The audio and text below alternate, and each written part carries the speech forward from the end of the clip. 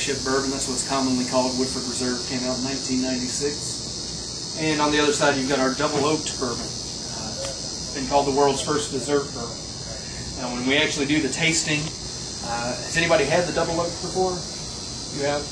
If you haven't had it before, I think you'll be really impressed by the difference that an extra year in the second barrel can really make in a bourbon. Because the only difference between these two is that we're going to take a full small batch of this first one on the left, the Distiller Select, put it into a second barrel for an additional year, and really sway that flavor profile more towards the sweet side.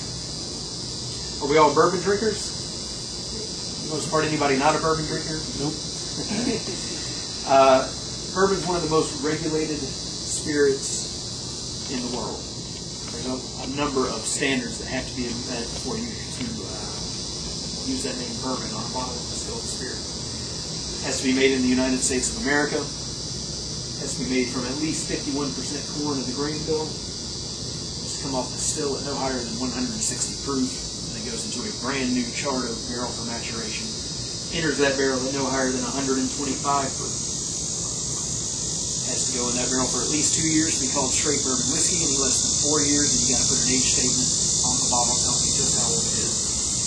And then finally, when it does go to bottling, enters the bottle at a minimum of 80 proof. So that's what we're all working with. You want to use that name bourbon, you've got to follow those rules.